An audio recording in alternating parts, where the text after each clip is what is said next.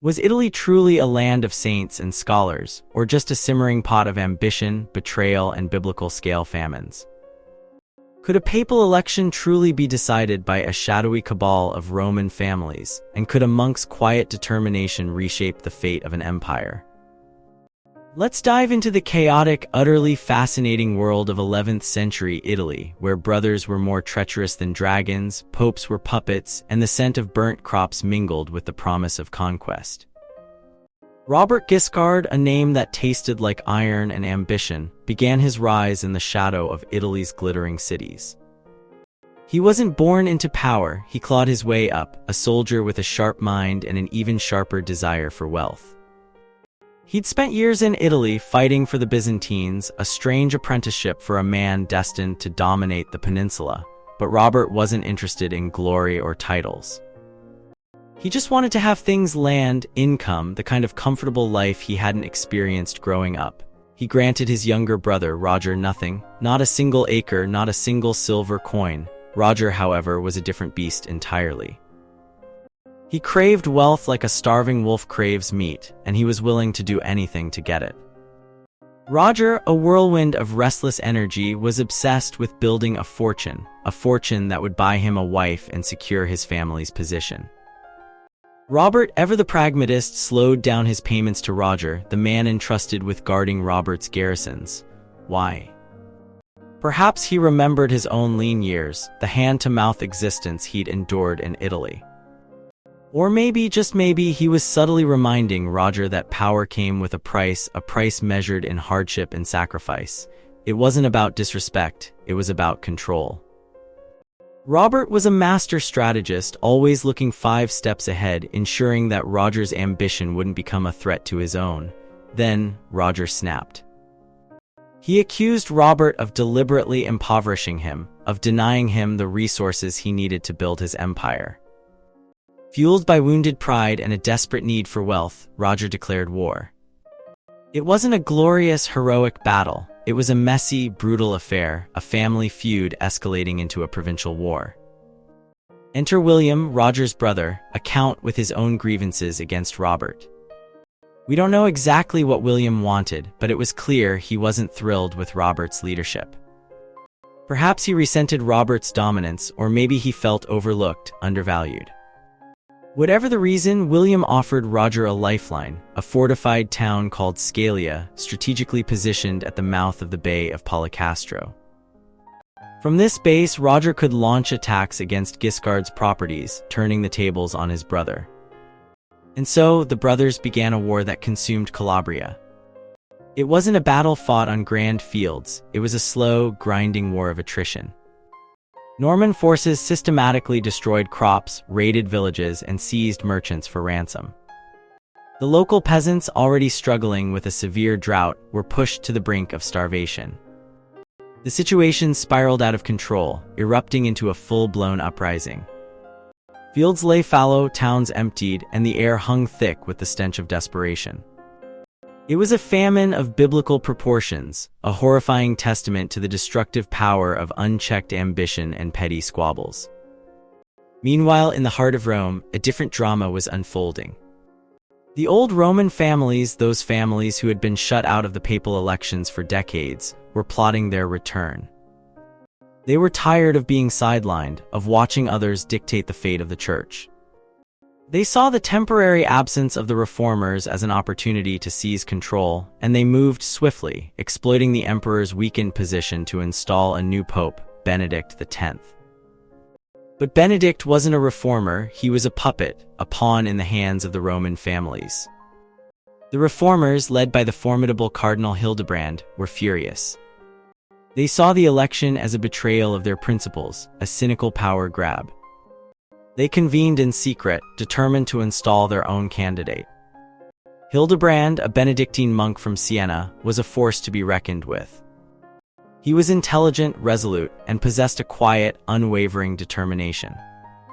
He'd served as a counselor to previous popes, shaping their policies and guiding their decisions.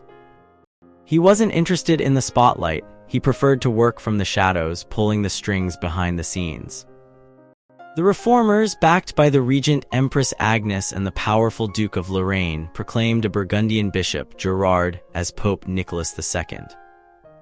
Rome was now divided, a city fractured by rival popes and conflicting loyalties.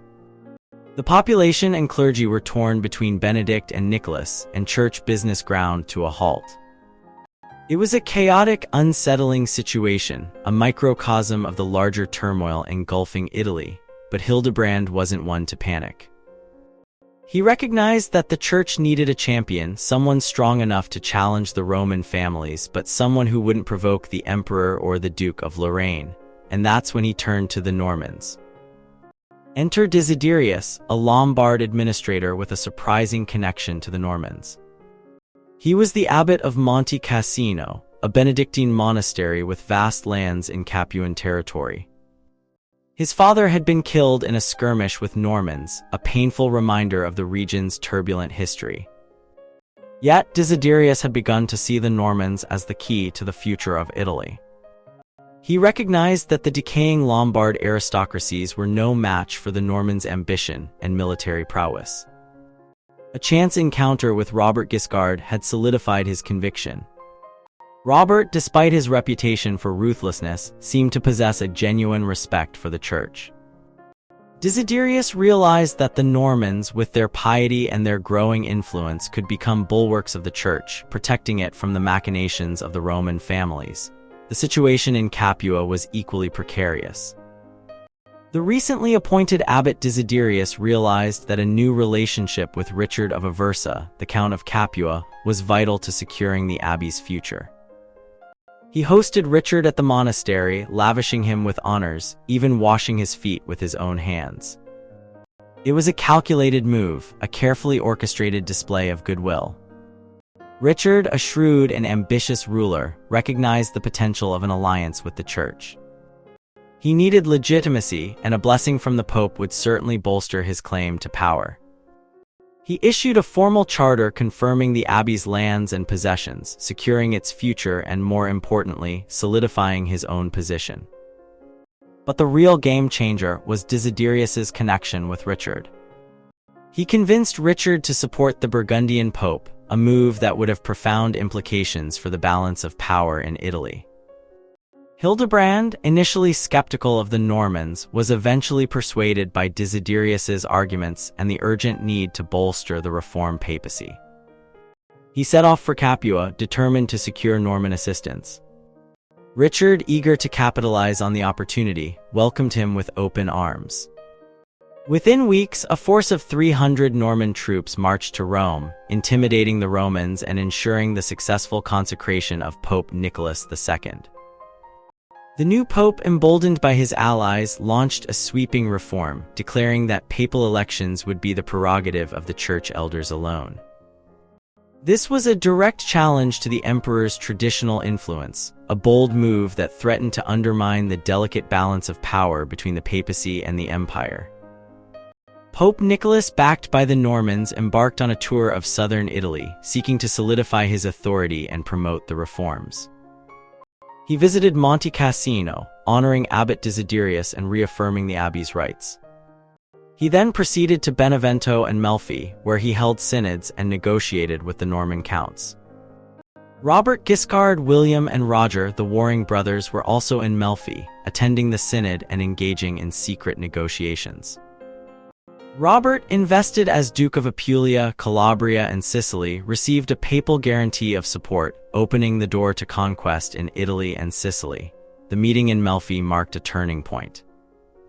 The Church and the Normans, once bitter enemies, forged an alliance that would reshape the political landscape of Italy.